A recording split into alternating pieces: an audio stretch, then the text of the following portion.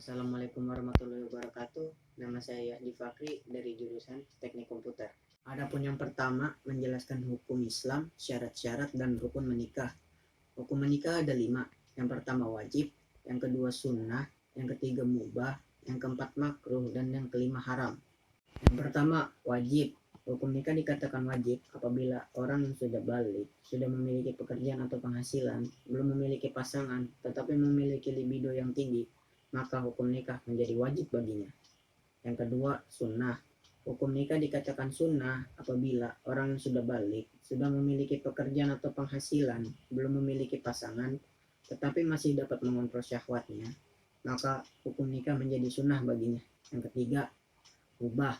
Mubah merupakan hukum dasar nikah. Dikatakan mubah karena nikah tidak dapat dicegah dengan apapun jika keduanya sudah cocok dan siap, baik yang sudah berpenghasilan ataupun tidak. Yang keempat, makruh. Hukum nikah dikatakan makruh apabila menikah dengan tujuan tidak baik. Misal, seorang laki-laki karena memiliki trauma terhadap perempuan, menikah hanya dijadikan ajang untuk melampiaskan dendam dan lain sebagainya. Yang kelima, haram. Hukum nikah dikatakan haram apabila orang yang sudah balik, sudah memiliki pasangan untuk menikah, tetapi belum memiliki penghasilan yang tetap, dikatakan haram karena menikah merupakan tanggung jawab. Dan jika belum mampu untuk menafkahi dirinya, bagaimana menafkahi orang lain? Adapun syarat-syarat menikah dalam Islam. Syarat adalah sesuatu yang mesti ada yang menentukan sah atau tidaknya suatu ibadah, tetapi sesuatu itu tidak termasuk dalam rangkaian pekerjaan tersebut. Adapun syarat dalam pernikahan sebagai berikut. Yang pertama, calon suami. Seorang calon suami yang akan menikah harus memenuhi syarat-syarat sebagai berikut. A. Bukan mahram dari calon istri. B. Tidak terpaksa atas kemauannya diri sendiri. C. Jelas orangnya bukan banci. D. Tidak sedang ihram haji. Yang kedua, calon istri. Bagi calon istri yang akan menikah juga harus memenuhi syarat-syarat sebagai berikut. A. Tidak bersuami. B. Bukan mahram. C. Tidak dalam masa iddah. D. Merdeka atas kemauannya sendiri. E. Jelas orangnya. Dan F. Tidak sedang ihram haji. Yang ketiga, wali. Untuk menjadi seorang wali dalam sebuah pernikahan harus memenuhi syarat-syarat sebagai berikut. A. Laki-laki. B. Dewasa. C. Waras akalnya. D. Tidak dipaksa. E. Adil. F. Tidak sedang ihram haji. Yang keempat, ijab kabul. Ijab adalah sesuatu yang diucapkan oleh wali, sedangkan kabul ialah sesuatu yang diucapkan oleh mempelai pria atau wakilnya, disaksikan oleh 2 orang saksi minimal. Yang kelima, mahar. Mahar adalah pemberian dari calon mempelai pria kepada calon mempelai wanita, baik dalam bentuk barang atau jasa yang tidak bertentangan dengan hukum Islam.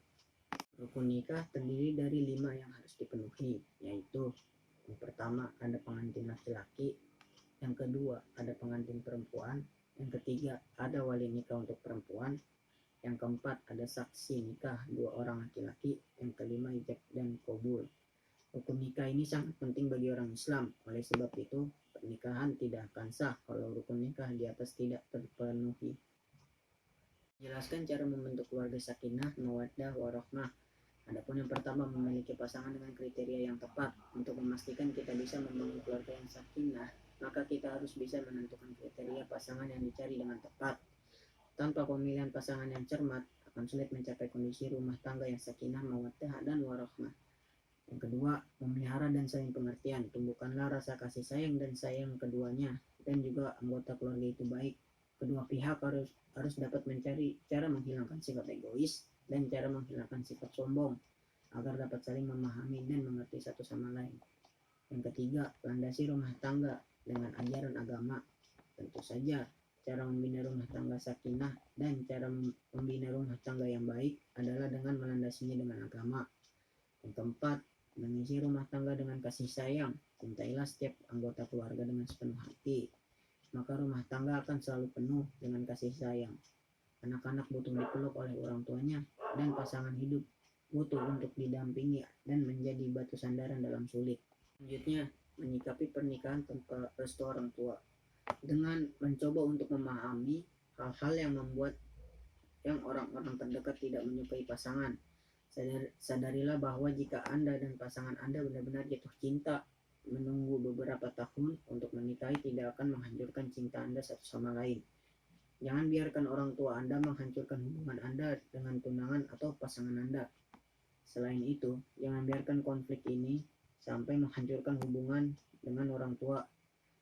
Pertimbangkan konsekuensi dan hubungan yang meregang dengan orang tua dan keluarga lainnya. Sadarilah bahwa menyimpan dendam dan kemarahan dapat membahayakan kesehatan Anda sendiri juga. Jika Anda memiliki keraguan tentang hubungan, tunda pernikahan Anda sampai Anda yakin membuat keputusan yang tepat. Selanjutnya, menjelaskan faktor angka perceraian dan perselingkuhan pada saat ini. Banyak faktor yang menyebabkan perceraian, diantaranya yaitu krisis moral, tidak ada tanggung jawab, kecemburuan, penganiayaan atau kekerasan, kawin di bawah umur, dan ekonomi tidak tertentu. Setiap kehidupan rumah tangga pasti terdapat masalah yang akan timbul. Selanjutnya, pendapat tentang poligami berikut menyikapinya. Mengapa monogami lebih dianjurkan bagi mereka yang takut tidak mampu berbuat adil? Karena pada poligami itu berpotensi menggiring pelakunya berbuat tidak adil. Karena kecenderungan seseorang itu tentu ada ego dan kelalaian bagi mereka yang tidak bisa berbuat adil secara nafkah. Pada dasarnya, piranti hukum Islam telah mengakomodasi persoalan-persoalan sosial poligami melalui kategorisasi hukum mulai dari haram, sunnah, hingga wajib. Dia tidak pernah dilarang dalam syariat sesuai hukum dasarnya dan tidak pernah pula dilarang dalam hukum negara. Yang ketiga, menjelaskan makanan dan minuman yang halal dan haram dalam Islam. Pengertian makanan dan minuman halal adalah halal berasal dari bahasa Arab yang artinya disahkan atau dibolehkan. Adapun secara istilah, makanan dan minuman halal adalah makanan dan minuman yang boleh dimakan atau dikonsumsi oleh umat agama Islam. Jenis-jenis makanan dan minuman halal. Dari pengertian halal di atas bisa disimpulkan bahwa yang dimaksud makanan halal yaitu semua makanan yang tidak diharamkan oleh Allah dan Rasul-Nya, semua makanan yang baik, tidak kotor dan tidak menjijikan, semua makanan yang tidak memberi kerugian, tidak membahayakan kesehatan jasmani dan tidak merusak akal, tidak merusak moral serta tidak merusak akidah. Contoh makanan halal yaitu buah-buahan, sayur-sayuran, telur, ikan, daging sapi, daging ayam, mentega, dan lain-lain. Jenis minuman yang halal pada garis besarnya dapat dibagikan menjadi 4, yaitu sebagai berikut. 1. Semua jenis air atau cairan yang tidak membahayakan bagi kehidupan manusia, baik dari segi jasmani, akal, jika maupun akidah. Yang kedua, air atau cairan yang tidak memabukkan walaupun sebelumnya telah memabukkan, seperti arak yang telah berubah menjadi cuka. Yang ketiga, air atau cairan itu bukan berupa benda najis atau benda suci yang terkena najis. Yang keempat, air atau cairan yang suci didapatkan dengan cara-cara yang halal yang tidak bertentangan dengan ajaran agama Islam. Adapun manfaat makanan dan minuman halal, ternyata makanan dan minuman halal yang kita makan banyak sekali manfaatnya bagi tubuh kita. Badan kita menjadi sehat karena makanan halal sudah dijamin oleh Allah pasti baik untuk kesehatan dalam tubuh. Udah. Selanjutnya, makanan dan minuman haram, yaitu makanan atau minuman yang tidak boleh dimakan oleh orang muslim karena dilarang oleh ajaran Islam. Semua makanan yang dilarang oleh ajaran Islam pasti ada bahaya dan haram. Berikut ini contoh makanan haram. 1. Bangkai kecuali bangkai ikan dan belalang. Yang kedua, darah kecuali hati dan limpa. Yang ketiga, daging babi. Yang keempat, daging hewan yang halal yang disembelih atas nama selain Allah. Yang kelima, binatang yang mati tercekik. Yang keenam, binatang yang mati karena terpukul. Yang ketujuh, binatang yang mati karena terjatuh. Yang kedelapan, binatang yang mati karena ditanduk binatang lain. Yang kesembilan, binatang yang mati karena diterkam binatang buas. Dan yang ke-10, binatang yang disembelih untuk berhala. Selanjutnya, jenis minuman yang haram. Adapun jenis minuman yang haram pada garis besarnya dibagi menjadi 3 bagian. Yang pertama, semua jenis minuman yang memabukkan atau apabila diminum menimbulkan mudarat dan merusak badan, akal, jiwa, moral, dan akidah seperti arak, whisky, dan lain-lainnya. Yang kedua, minuman dari benda najis atau suci terkena najis. Yang ketiga, minuman yang didapatkan dengan cara yang tidak halal atau yang bertentangan dengan ajaran agama Islam. Berikut ini akibat buruk dari mengkonsumsi makanan dan minuman haram. Yang pertama, amal ibadahnya tidak akan diterima dan doanya tidak akan dikabulkan oleh Allah. Yang kedua, merusak jiwa, terutama minuman keras yang mengandung alkohol, seperti kecerdasan menurun, cenderung lupa, dan melakukan hal-hal yang negatif.